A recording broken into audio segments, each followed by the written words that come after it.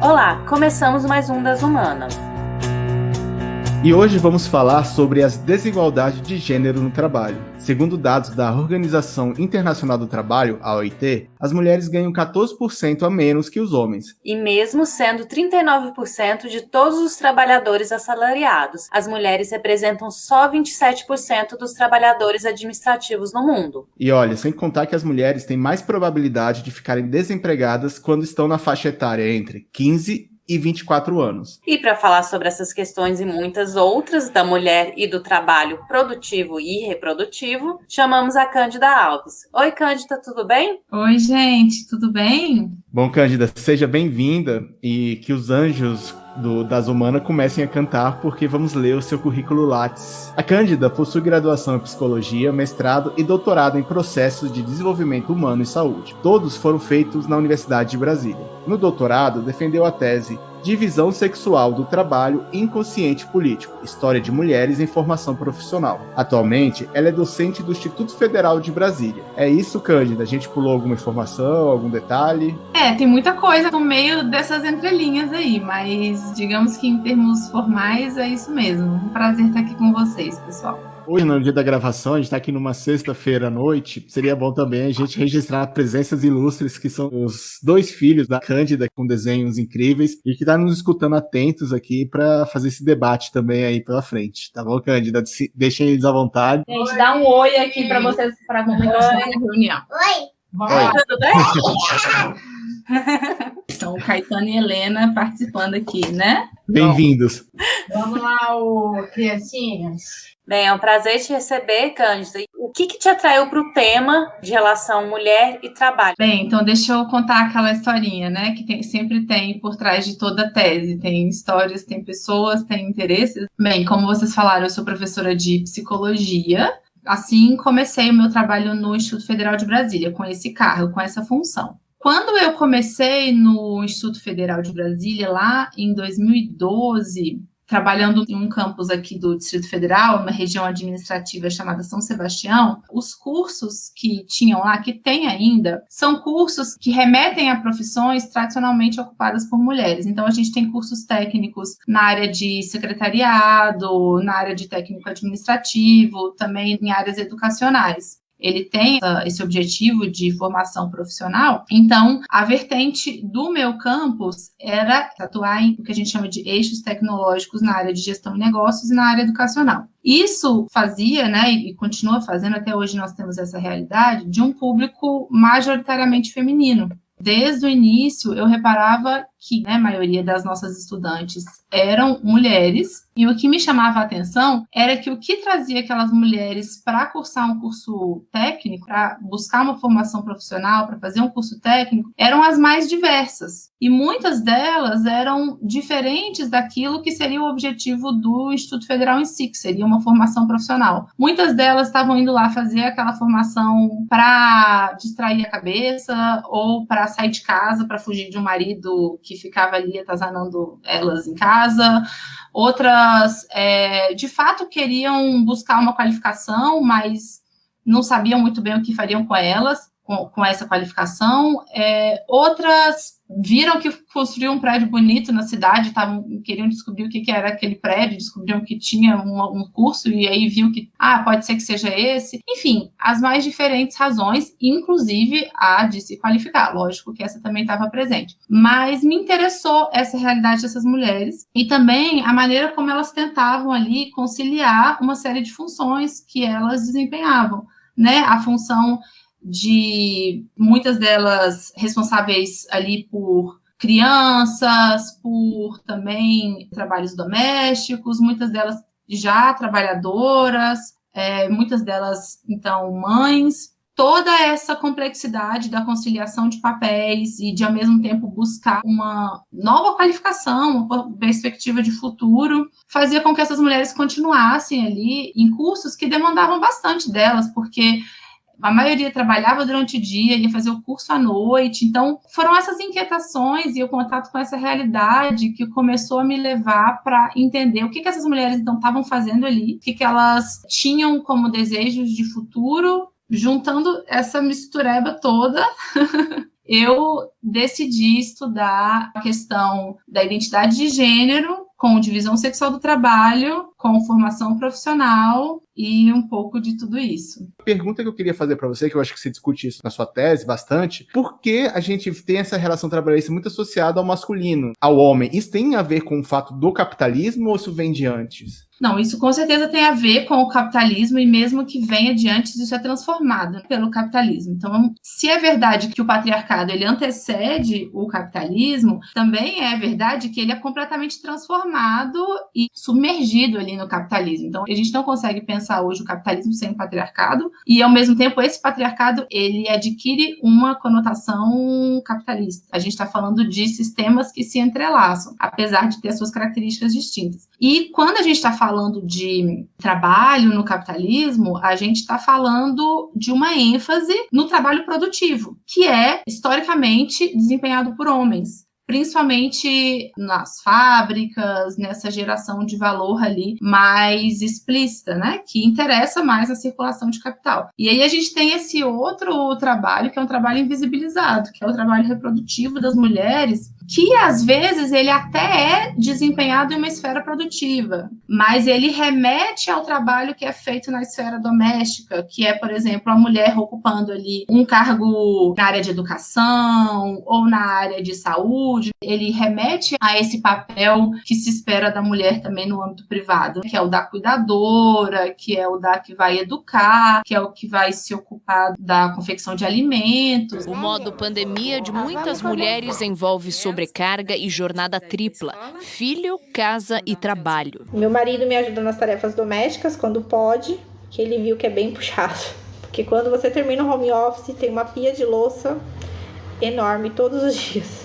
Essa antropóloga diz que há uma visão romantizada do amor incondicional da mãe e que pouco se fala sobre o fardo de acumular tantas tarefas. Essa função, essas atividades, ela tem uma sobrecarga física e mental muito grande, que leva muitas mulheres a ficarem deprimidas. Nesse contexto agora da pandemia, 80% das enfermeiras, né, das profissionais de saúde que não sejam médicos, são mulheres. E as professoras, né, a gente vê quanto menor for o público, né, quanto mais novo, se for criança, a gente vai ver o público predominante de mulheres. Então, a gente percebe que existe essa destinação aí, tanto do trabalho que acontece no âmbito doméstico, as mulheres, mas também é um trabalho que acontece no âmbito público, mas que guarda relações com esse trabalho do âmbito doméstico. Isso também é reservado às mulheres. Eu adoto na tese uma perspectiva do materialismo histórico dialético, né? Do que o Marx vai entender como trabalho, ou seja, como uma atividade que é eminentemente humana, de transformação da natureza para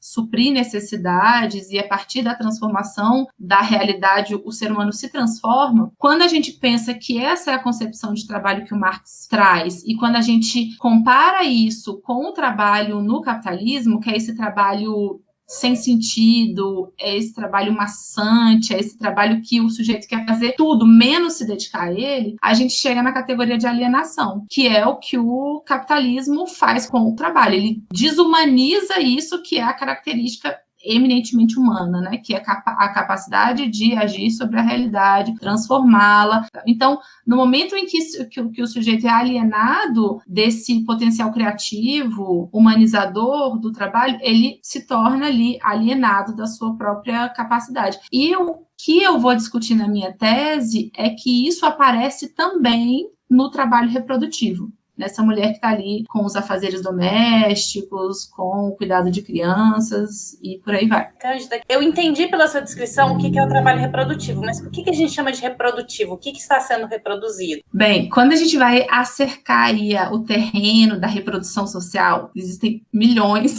de teorias, né? E de possibilidades de compreensão do que é a reprodução social, né? Que seria esse construto que se opõe ao de produção. Então, a gente vai ter teóricas que vão dizer que não, que na verdade a reprodução é um tipo de produção. Tem como a gente complexificar bastante esse debate, que é uma coisa que eu nem faço na tese, mas para a gente tentar simplificar, a gente pode pensar mesmo no sentido do termo reprodução. Então, quando a gente pensa em reprodução social, significa a gente pensar em como que a realidade que a gente vive, tanto as pessoas, quanto as condições, quanto a consciência, como que isso se renova. Então, é essa ideia de continuidade que está por trás do termo reprodução. Então, isso, quando a gente pensa em reprodução, a gente pode pensar em diferentes níveis. Então, a gente tem um nível que é um nível da sociedade em si, a gente tem um nível da consciência, mas a gente tem um nível também que é do cotidiano, que é como que aquele trabalhador, aquela trabalhadora, aqueles indivíduos, todos os dias de manhã estão prontos para um novo dia. São prontos para ir para o trabalho, são prontos para, enfim, viver as suas vidas. Para isso, eles precisam comer, eles precisam dormir, eles precisam ter uma roupa limpa. O que une todos nós é que alguém cuidou da gente. Se você está assistindo a esse programa hoje, significa que pelo menos um outro ser humano dedicou anos da sua vida a essa tarefa árdua de te fazer sobreviver a um mundo hostil, cheio de bactérias letais, vírus implacáveis, animais peçonhentos, objetos cortantes e quinas mortais. Alguém passou a dormir pior para te fazer dormir direito. Alguém passou mertiolate no seu machucado. Alguém bateu cenoura escondida no seu feijão. Alguém basicamente cuidou de você. E você ainda vai precisar muito de cuidado se tudo der certo. Porque se der errado, você vai morrer antes.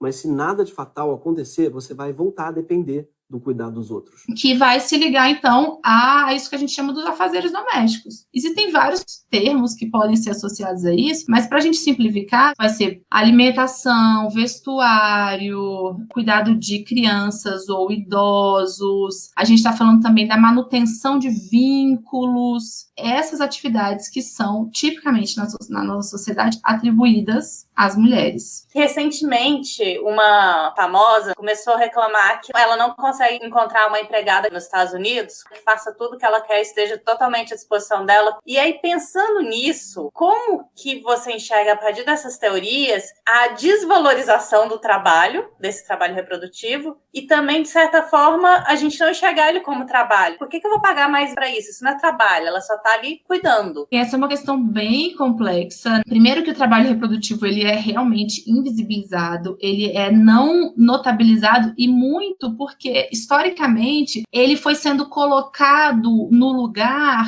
do amor e da dedicação abnegada da mulher. Então, se a gente for pensar na história ali, de como que a gente vai conformando a mulher nesse lugar da submissão, essa mulher ela vai sendo direcionada também para essa dedicação a tudo que se refere ao lar. Então, essa mulher, ela tem que ser submissa ao homem, ela tem que ser dedicada aos filhos, ela tem que cozinhar com amor, limpar a casa, deixar tudo. Por mais que nesse caso específico, nesse exemplo que você deu, você esteja falando de uma mulher contratada por outra mulher, e eu vou chegar nesse ponto, a ideia de mulher, então, essa identidade de gênero, ela é construída de modo a ligar esse trabalho à esfera do amor.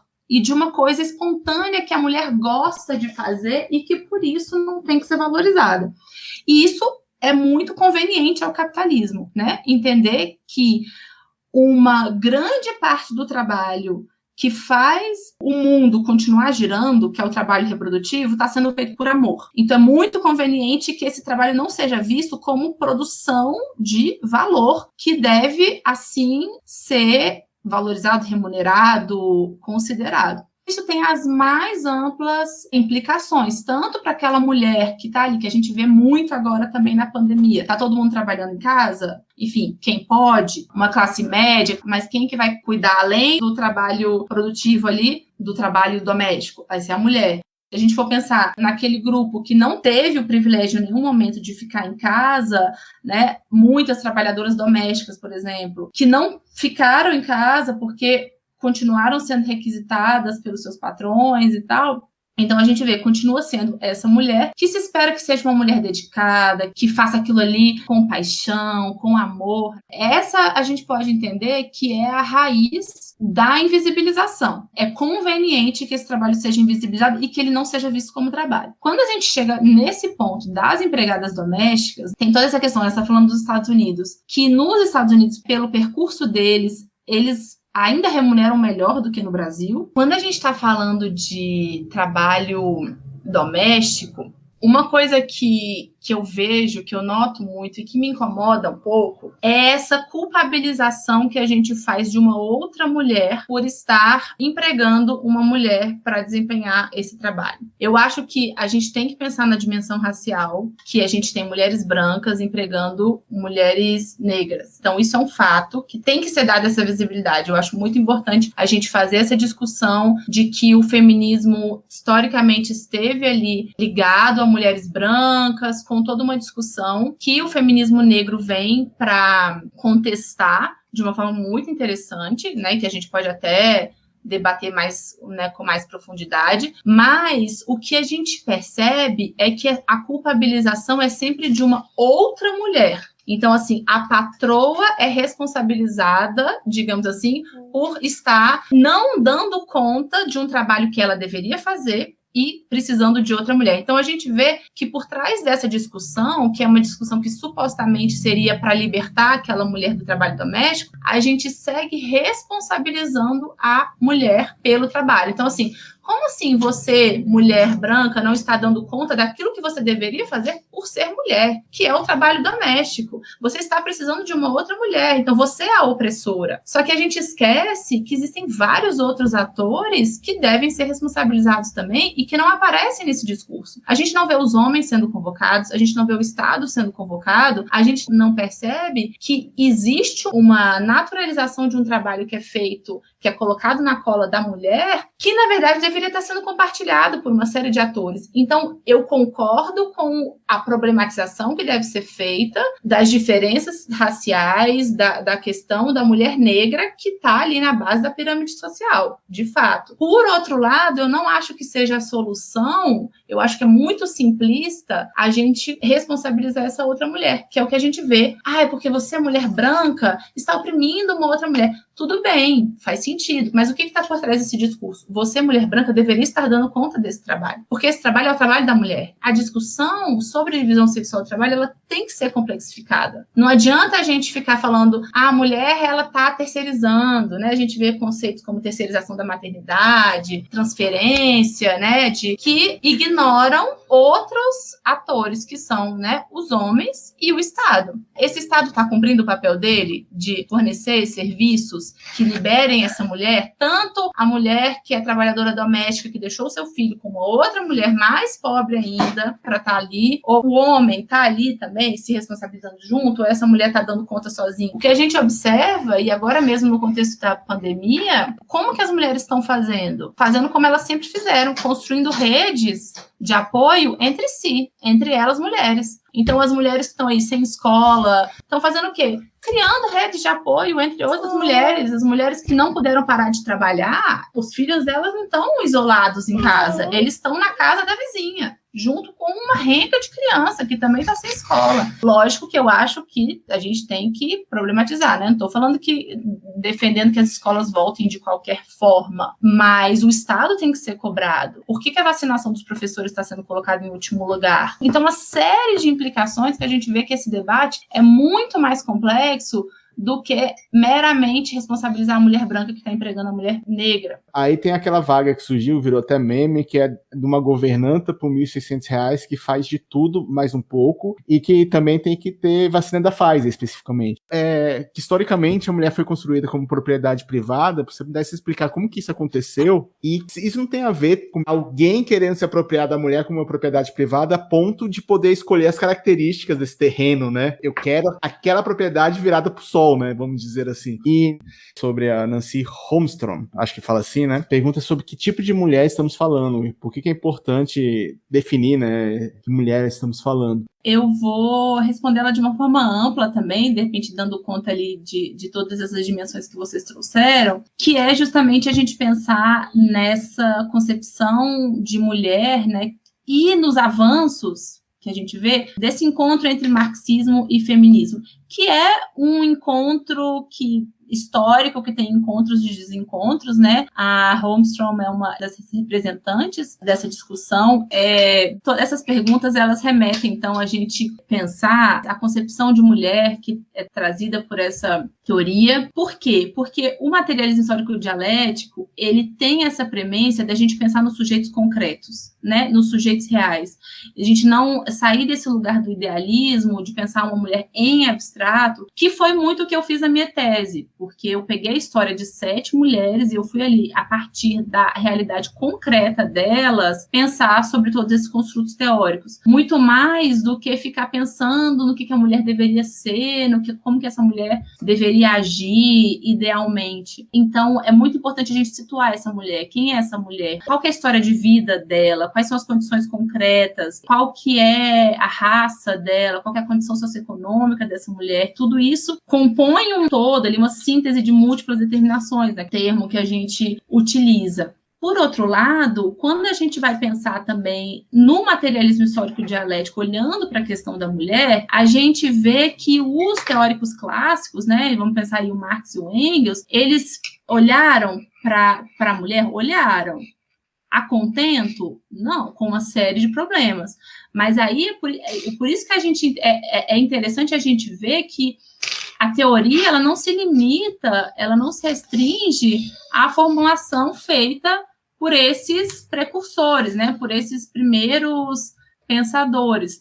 Então, a gente tem uma série de teóricas que vão pegar ali as bases e que vão fazer reflexões incríveis, que vão para muito além do que o Marx e o Engels puderam pensar. O que eles começaram falando? O Engels tem esse livro clássico da origem da família, da propriedade privada e do Estado, em que ele vai tentar explicar justamente como que a mulher se tornou essa propriedade privada. Mas a gente vai ver que esse livro ele tem uma série de falhas que depois foram sendo avançadas. E aí uma autora muito interessante, que não está na minha tese, mas que eu fui depois entrando em contato, que agora a gente está muito falada, é a Silvia Federici, porque ela lança aquele livro, né, O Caliban e a Bruxa, ela lançou o livro no ano que eu defendi a minha tese, e que ela faz uma reflexão muito interessante, associando a caça às bruxas a como que o corpo da mulher é domesticado justamente para cumprir essa função de reprodução social, porque isso interessa, né? O capitalismo, ele precisa controlar as formas como essa reprodução se dá. O capitalismo precisa garantir que existe uma mão de obra, o capitalismo precisa garantir que essa mão de obra, ela está alimentada, ela está, né, pronta para o trabalho, e para isso é imprescindível essa domesticação do corpo da mulher, né? Então, essa mulher que passa a ser uma propriedade privada. O livro Caliban e a Bruxa, Mulheres, Corpo e Acumulação Primitiva, a Silvia Federici, ela vai lá na transição do feudalismo para o capitalismo e mostra como colocar as mulheres, né, tirar as mulheres da participação social, né, botar as mulheres em casa, foi essencial para que o capitalismo tivesse sucesso, para que ele nascesse e tivesse sucesso. No feudalismo, eu vou passar bem rápido, ele explica isso bem no livro, no feudalismo, as pessoas elas tinham o seu pedacinho de terra, eram servos, existia já uma questão complicada entre homem e mulher, porque isso é histórico, patriarcalismo é uma coisa que existe desde sempre, mas as mulheres elas não eram tão dependentes dos seus maridos, elas eram donas de suas terras também, não eram simplesmente eu sou a esposa dele, se eu perder meu marido eu perco minha terra, elas eram donas e elas, quando houve essa transição, que a forma de trabalho mudou, as mulheres perceberam que isso ia pegar muito para elas e foram para a luta, foram para a revolução e por isso são o principal alvo desse tipo de repressão. Em resumo, qualquer comportamento que não era condizente com interesses do Estado, interesses da igreja, era chamado de bruxaria e era punido com a fogueira. Só que a grande questão, que é o que eu vou debater na minha tese também, até enquanto psicóloga, é quais são os reflexos psíquicos disso e como que isso se dá no nível psíquico. Porque não é essa coerção, ela vem de fora, ela é imposta de fora, mas ela não é... Se ela fosse apenas uma coerção de fora, ela não seria tão eficaz. Né? Então, o que a gente vê ao longo da história? Mecanismos para que essa compreensão de que é responsabilidade das mulheres a reprodução social, que isso seja internalizado pelas mulheres e visto por elas como uma atividade que de fato lhes é devida. E aí entra o outro ramo, o outro espectro que eu vou trabalhar na minha tese, que aí eu me apoio na psicanálise, que é de entender como que isso adentra um nível que é inconsciente. Ele é um inconsciente que não é apenas subjetivo, mas ele é um inconsciente político também, que está ali impregnado dessas questões que estruturam o capitalismo. E uma delas é a divisão sexual do trabalho. Então, a constituição psíquica da mulher, ela é impregnada por uma divisão sexual do trabalho que informa essa mulher que o trabalho reprodutivo cabe a ela e que não só cabe a ela, mas ela deve fazer por amor, ela deve fazer do lugar da submissão, ela deve fazer do lugar da docilidade, da gentileza, que a gente consegue fazer com que essa mulher entenda que é isso mesmo que cabe a ela fazer. Então é muito mais eficiente do que você ficar ali o tempo todo, né, oprimido. Não que essa opressão não aconteça, essa opressão ela acontece o tempo todo. Ela só é tão eficaz porque ela vem com um outro fundamento, que é um fundamento psíquico, de dizer para essa mulher, desde que ela nasce, o que cabe a você é construir uma família. Você deve se dedicar a essa família. Você deve cuidar dos seus filhos. Essa tarefa é sua. Você deve realizá-la com amor. Se você não realizá-la com amor, sinta-se culpada. Existem diferenças biológicas, físicas entre homens e mulheres. Mulheres engravidam, então muitas pessoas podem justificar o fato delas ganharem menos, elas não avançarem no trabalho, mas todo esse sistema que você contou pra gente, ele foi montado por causa de diferenças biológicas? Essa questão, ela é bem interessante e é impressionante como que ela é contada pra gente como se fosse uma coisa óbvia, né? E aí, quando a gente vai olhando, Heleninha tá fazendo um pouco de barulho, tá, meu amor? É um arco-íris lindo, meu amor.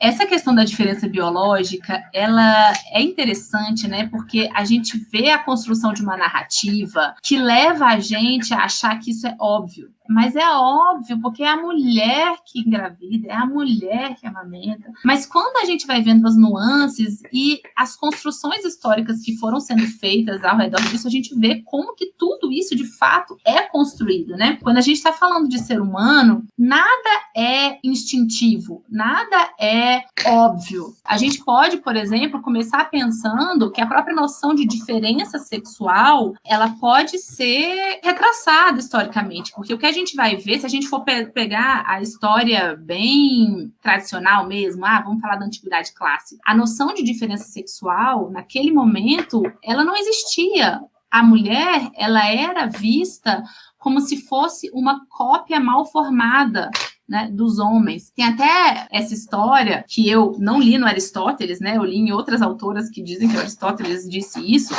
né, sendo bem sincera, se foi Aristóteles, mas eu acredito que tenha sido.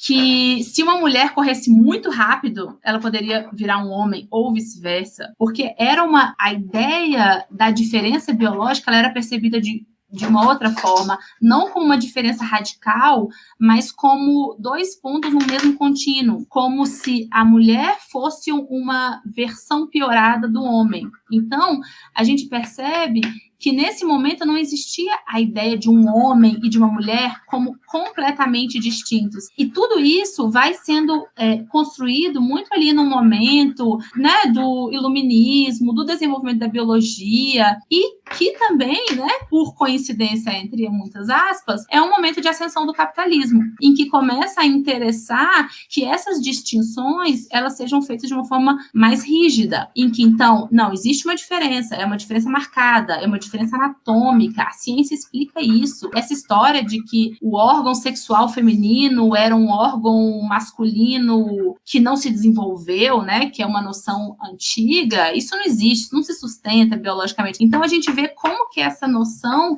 de que existe uma diferença que é biológica, ela é construída historicamente. Quando a gente pensa, por exemplo, não, mas a mulher engravida. Na antiguidade clássica ou atualmente, a mulher engravida. Isso é um fato da natureza humana. Como que a gente vai explicar, por exemplo, um fenômeno que é o fenômeno das amas de leite? Que a gente tem um livro muito famoso da Elizabeth Badinter, que ela vai falar do mito do amor materno, em que ela analisa, no contexto ali da Europa, da França, as amas de leite. E que a gente pode retraçar no Brasil também, com a mãe preta. O que eram essas mulheres, se não mulheres que se responsabilizavam por amamentar, né, por cuidar dos filhos de outras mulheres que não estavam interessadas em desempenhar aquela função. Como que a gente explica, por exemplo, o próprio assassinato de crianças em culturas, em sociedades em que aquela criança não, né, é uma criança com deficiência, é uma criança que não se encaixa, né, enfim. Tudo isso, quando a gente olha para a história e para a diversidade das sociedades, das culturas humanas, a gente encontra inúmeros exemplos que vão subverter essa lógica biológica e que vão dizer que nada no ser humano é instintivo e é biológico por obviedade, que tem que ser assim. A gente pensa nessa pergunta, mas como que a mulher vai ganhar o mesmo tanto que o homem se ela engravida?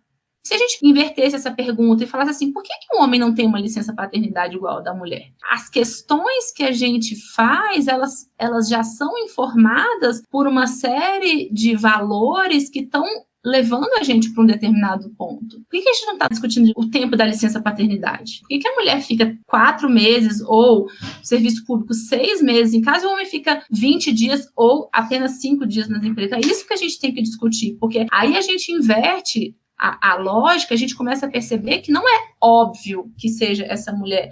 Porque se, tudo bem, existe o fato biológico do parto, tudo que vem a partir daí pode ser feito por homens ou por mulheres. Ou seja, a habilidade do cuidado é uma habilidade humana, não é uma habilidade feminina. Biologicamente, as mulheres parem, mas todo ser humano é capaz de cuidar. E tudo que vem daí é totalmente possível de ser realizado por homens ou por mulheres. Então, a gente tem que pensar que vem de uma conveniência social, política, em grande medida econômica, que essas funções estejam sendo feitas por uma metade da população que não está sendo valorizada, não está sendo remunerada e que percebe aquele trabalho como um trabalho que ela tem que fazer por amor. Eu sempre me lembro de uma professora que estava na minha banca e ela fala assim, o que a gente está lendo aqui nas histórias de vida dessas mulheres são histórias de sobrevivência.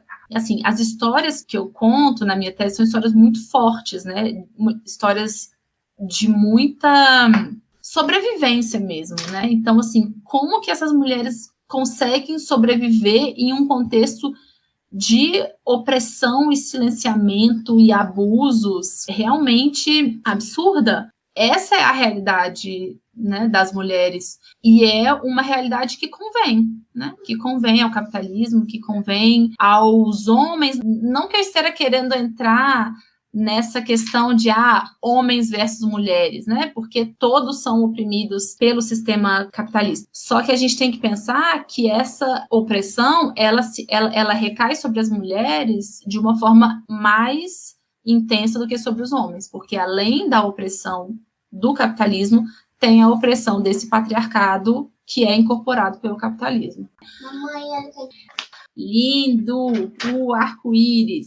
Como é que foi esse processo de coleta, a metodologia utilizada? E se você puder compartilhar alguma história que você lembra, que foi mais marcante? Então, eu coloquei como critério para a seleção das minhas participantes que elas fossem trabalhadoras, mães e estudantes da educação profissional, particularmente de cursos técnicos. Por quê? Porque o meu interesse naquele momento era entender como que se dava essa conciliação de tantas atribuições. E o que faziam essas mulheres que já se ocupavam de um trabalho remunerado, já se ocupavam de crianças, ainda assim também procurassem mais uma atribuição que seria ali de uma formação técnica, né? Então, eu coloquei esse recorte e eu fiz uma metodologia que teve 2 momentos. O primeiro momento foi a realização de um grupo de uma metodologia que a gente chama de grupo Balint. Enfim, tem toda uma história, né? O Balint era um médico húngaro que utilizou essa metodologia Tá ficando maravilhoso. Usava essa metodologia com profissionais de saúde no contexto da guerra, enfim. E essa metodologia de grupo, ela consiste em que você primeiro faz uma rodada em que cada uma das participantes relata alguma situação ali que aconteceu na última semana ou desde o último encontro que estivesse angustiando ou que tivesse sido um ponto ali de tensão, de conflito. Essas mulheres eram convidadas, então, a falar, fala alguma coisa que tá te incomodando, que tá te chateando, algum conflito que você vivenciou e tal. E aí a gente fazia uma primeira rodada em que cada uma relatava uma história, de uma forma mais breve. Depois dessa rodada inicial, o grupo escolhia uma daquelas histórias para se aprofundar. Então, diferente do grupo focal, que o pesquisador surge com um tema, esse tema ele era escolhido ali no momento do grupo, partindo também de uma identificação ali das integrantes com aquele tema, de modo que ao falar sobre aquele tema, de alguma forma aquilo também estivesse ressoando ali, mobilizações, a gente estivesse mobilizando subjetivamente as outras integrantes também. E assim a gente fez por 4 encontros, em torno de 2 horas, com 7 mulheres. Aí tivemos esse primeiro encontro. Essas mulheres, elas estavam no primeiro semestre do curso técnico de secretariado. E aí depois, no final do curso, ou seja, 1 ano e meio depois, eu procurei essas mulheres novamente e fiz com cada uma delas uma entrevista semi-estruturada aí, individualmente, tanto retomando questões que tinham sido abordadas nesses primeiros encontros do grupo Balint, quanto também abordando a questão da trajetória do curso em si. Então, foi bem interessante porque teve tanto esse momento do grupo, né, da palavra circulando entre elas, as identificações acontecendo, quanto um momento de aprofundamento individual. E o mais interessante é que o momento em que essas mulheres mais se abriram e que os conteúdos mais profundos puderam ser falados, a gente poderia pensar que teria sido na entrevista, né? Porque na entrevista estava lá individualmente, mas não. Esses momentos foram momentos dos grupos, em que elas estavam ali se reconhecendo umas nas falas das outras, criando esses vínculos de confiança e se sentindo à vontade para expor as histórias delas num nível de intimidade e de detalhes bem maior do que elas fizeram depois nas entrevistas. Então, isso foi uma coisa muito interessante na minha pesquisa, que foi essa potência do grupo e dessa circulação da palavra e da identificação de umas com as outras, de que temos histórias em comuns e temos elementos que coincidem. Então, os critérios de seleção dessas mulheres eram serem trabalhadoras, remuneradas, mães e estudantes de educação profissional. Mas o que apareceu nessas histórias foram casos, em quase todas elas, casos de violência, seja violência física ou violência psicológica. Em muitas dessas histórias, casos de abuso. Em muitas dessas histórias, casos de começar a trabalhar na casa de outras pessoas desde criança, né? Então, uma série de coincidências naquelas histórias que remetiam todas elas a esse lugar da mulher que a gente vai observando que é informado pelas teorias, por essa análise histórica, que diziam todas elas respeito, então, a essa divisão sexual do trabalho. E a essa também atribuições de traços de personalidade que vem associado com a divisão sexual do trabalho. Então, a mulher não só deve se ocupar dos trabalhos domésticos, mas ela deve ser submissa, ela deve ser gentil, ela deve ser amorosa. O homem não só deve se ocupar do trabalho produtivo, como ele deve ser firme, ele deve ser autoritário. Então, todas essas histórias, quando a gente lia essas histórias à luz desse referencial teórico, dessa compreensão da divisão sexual do trabalho, elas revelavam, então, essas repetições, de que elas estavam ali desde criança sendo moldadas para se encaixar nesse perfil de mulher subserviente, né? E aí isso é muito importante a gente falar, porque assim, que também remete àquilo que a gente estava falando antes, disso ser natural ou não. Mas espera aí, se isso é natural, se fosse natural a mulher ser amorosa, gentil e submissa, por que tanto esforço tem que ser feito tanto historicamente quanto num período de vida, quanto esforço tem que ser feito para encaixar a mulher nisso que supostamente é natural. São histórias de violência, histórias de opressão, para que essas mulheres, de fato, ali fossem moldadas, né, nesse ideal de mulher e começassem ali desde criança a entender, é isso que me cabe. Por outro lado, o que a gente vai observando também são os questionamentos a isso. Peraí, é isso que me cabe, mas não sou eu. Esse lugar é alienado. Esse lugar, ele é limitante.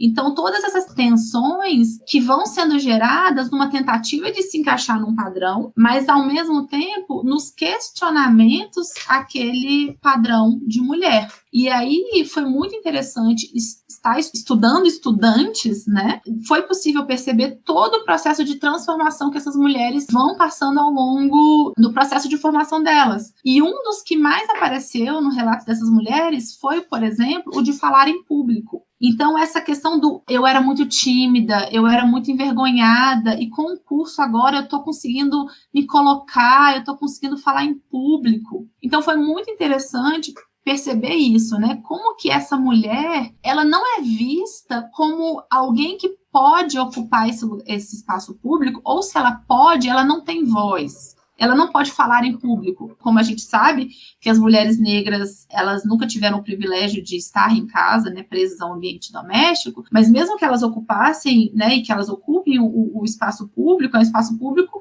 que nega a elas essa voz, essa visibilidade. Agora eu consigo falar em público. Então, como que aquilo ali, de certa forma, era um contraponto de tudo aquilo que elas tinham construído e sido levadas a internalizar. E aí, também, nesse ponto, também pude pegar o gancho da psicanálise, né, que foi essa outra teoria que eu usei como base da minha tese, quando a gente pensa no lugar que o Freud e o Lacan vão dar para o falo, por mais que o Freud estivesse ali falando do pênis e o Lacan dá um passo a mais de falar do falo, ou seja, dissociando do biológico, ainda assim eles colocam essa centralidade do falo como sendo ali do âmbito do masculino. E aí a gente tem outras autoras interessantíssimas, entre elas a Maria Rita Kell. Sabemos que a mulher encara a conquista de algumas características, entre aspas, masculinas como um direito seu, né? É uma repropriação de algo que, de fato, lhe pertence e há muito foi tomado. Por que a gente não pode trabalhar? Por que a gente não pode estudar? Por que a gente não pode ler? Por que a gente não pode viajar? Por que não podemos casar com outras mulheres?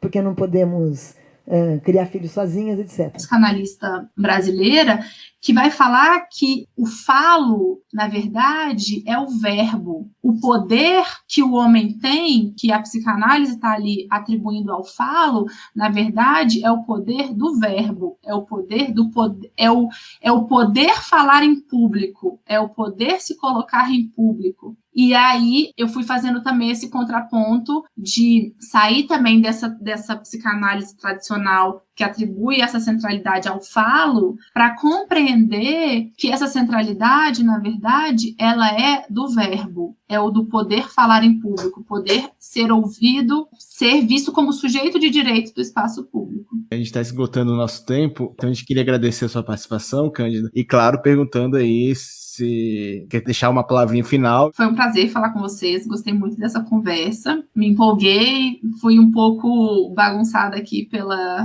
realidade de mãe, professora, mas se a gente for parar a pensar em planos para o futuro, né, eu acho que esse tema ele é apaixonante, né, então, na verdade, eu fui levada a esse tema na minha tese. Eu não comecei uma tese pensando, eu vou estudar divisão sexual do trabalho. Eu comecei uma tese pensando, eu quero estudar as minhas alunas. Eu quero entender o que elas estão fazendo aqui. E quando eu terminei, eu percebi assim que, na verdade, eu estava começando, né? E o que eu tenho feito desde o final da minha tese e que eu pretendo continuar fazendo é entrando cada vez mais, né, nessa temática da divisão sexual do trabalho e estudando isso agora com as transformações que a gente está observando no contexto da pandemia. O que a gente está vivendo agora é justamente uma grande explicitação de algo que estava escamoteado. Para gente que já estudava divisão sexual do trabalho, esse momento atual, ele tá fervilhando com temas que a gente sabe que já estavam aí, mas que ao mesmo tempo eles já estavam encaixados ali numa determinada ordem social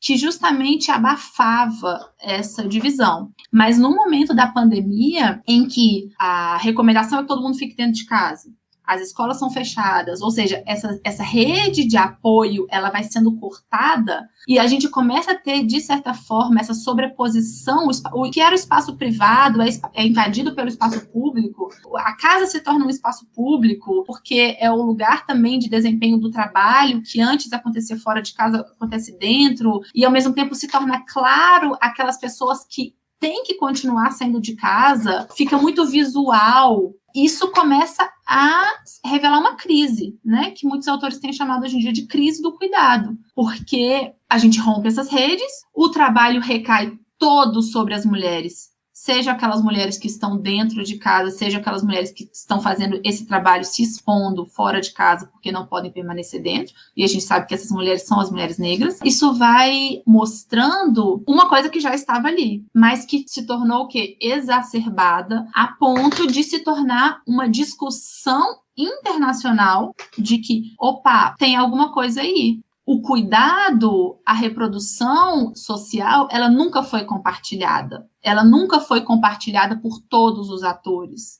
O que a gente está observando é adoecimento mental num nível absurdo. A gente está vendo questões seríssimas de saúde mental, porque tá todo mundo ficando maluco. Maluco não, maluca, sobrecarregada. As mulheres estão adoecendo muito mais do que já adoeciam, né? E meu trabalho como professora, a gente vê o desespero das estudantes mães, que simplesmente não estão conseguindo, então um número de evasão altíssimo. A gente vê, por outro lado, também a falta de compreensão de outros que estão ali, que não precisam enfrentar essa mesma realidade. A gente vê trabalhadoras também que, por outro lado, precisam continuar trabalhando, porém não tem com quem deixar seus filhos, se expõem outros. A gente tem os professores também, que, por outro lado, também estão no nível de sobrecarga. É urgente que se debata a crise do cuidado, que a gente repense o que é a reprodução, né? E como que uma sociedade ela deve se ocupar por inteiro por algo que diz respeito à sociedade como um todo, que é o